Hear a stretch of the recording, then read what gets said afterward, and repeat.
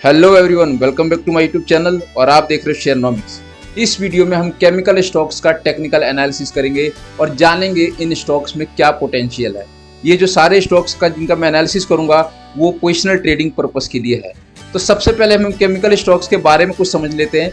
तो मैं उन स्टॉक्स का एनालिसिस कर रहा हूँ जो कि फंडामेंटली स्ट्रॉन्ग है, और दूसरा वो अपने सेक्टर में बेस्ट स्टॉक्स हैं, और तीसरा उनकी अपनी अपनी मोनोपोली है। फोर्थ नंबर, इन्होंने जो पास्ट में जो परफॉर्मेंस करी वो काफ़ी बेस्ट परफॉर्मेंस रही है। कई सारे स्टॉक्स तो आप देखोगे तो 20x 30x तक बढ़े हैं, और इनका जो 2 ईयर परफॉर्मेंस रहा वो काफ़ी बेहतर रहा है। और ये जो भी स्टॉक है ऑलमोस्ट इसमें मिड कैप और स्मॉल कैप वाले स्टॉक्स हैं, और ये जितने भी स्टॉक्स हैं इनके जो क्लाइंट्स हैं वो लार्ज कैप कंपनियां हैं। तो ये इनका प्लस पॉइंट है। इनका वीक जोन देखोगे तो इनमें रिस्क बहुत ज़्यादा है। जो केमिकल का बिजनेस होता है उसमें रिस्क काफ़ी ज़्यादा होता है। पॉइंट नंबर 2 आप देखोगे तो इनके स्टॉक्स में डेली अप डाउन काफ़ी ज़्यादा रहता है। तो अब हम चार्ट पे आ गए हैं। इसमें 13 ऐसे स्टॉक्स हैं जिनका मैं टेक्निकल एनालिसिस करके बताऊंगा इनका टारगेट क्या है और आपको कहां पोजीशन बनाना है। स्टॉप लॉस आप अपने सुविधा के हिसाब से रख लेना, जितना आप झेल सकते हो उतने का आप स्टॉप लॉस रख लेना। तो सबसे पहले हम देखेंगे FCL यानी फिनोटेक्स केमिकल। इसमें अगर आप देखोगे तो मल्टी ईयर ब्रेकआउट ट्राई कर रहा है। जो पिछले 2015 का हाई था उसको ये काटने की कोशिश कर रहा है, जो कि इसने काटा भी था लेकिन सस्टेन नहीं कर पाया। अगर ये स्टॉक 285 के ऊपर सस्टेन करता है तो इसका मल्टी ईयर ब्रेकआउट हो जाएगा, और ये स्टॉक जो है वो जा सकता है, डबल होने का पोटेंशियल है। लगभग 525 तक ये स्टॉक जा सकता है।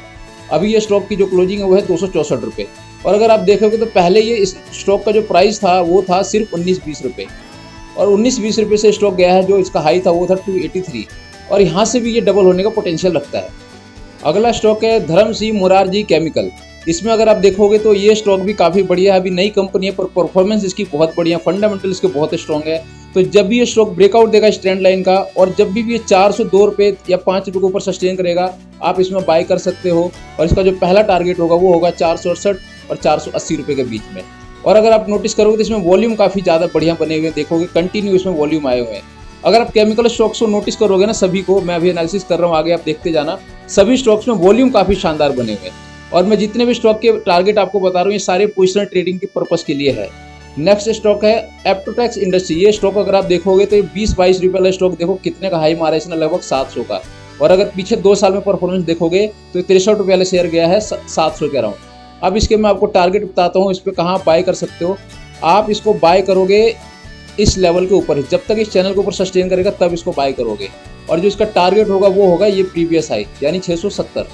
और अगर कोई रिस्की ट्रेडर है, कोई रिस्क लेना चाहता है तो इस लेवल पे बाय कर सकता है 525 के ऊपर। यहाँ पे बाय करके वो फिर से अपने पहला टारगेट होगा 608 और दूसरा होगा 670। स्टॉप लॉस आप अपनी सुविधा अनुसार जितना कि आप झेल सको।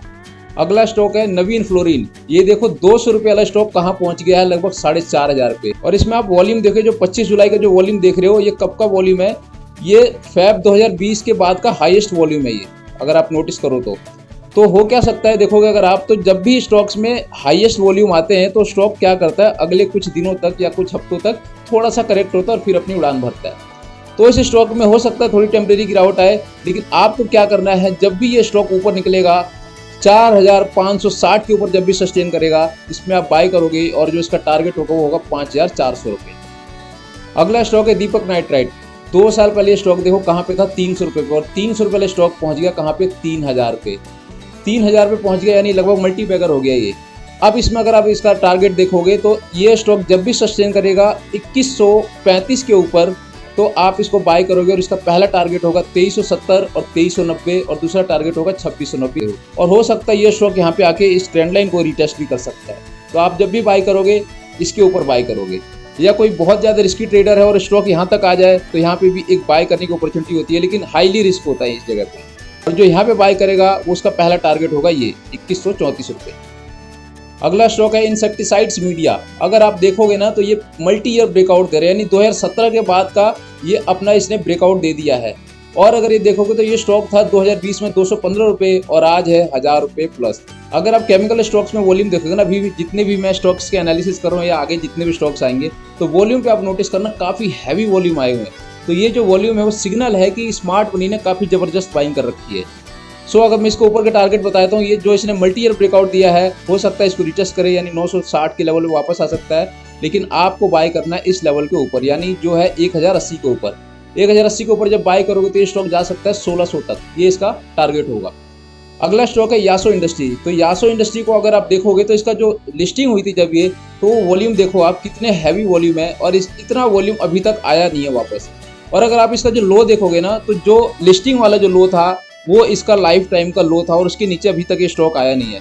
उस टाइम पे ये स्टॉक लगभग घूम रहा था 100 रुपये पे, और आज ये स्टॉक जो इसने हाई मारा इसने अभी रिसेंट में, वो मारा है 2100 रुपये का, और करंट में इसका जो प्राइस है वो है 1500 रुपये के अराउंड। अब मैं इसका आपको ऊपर का टारगेट बता देता हूँ।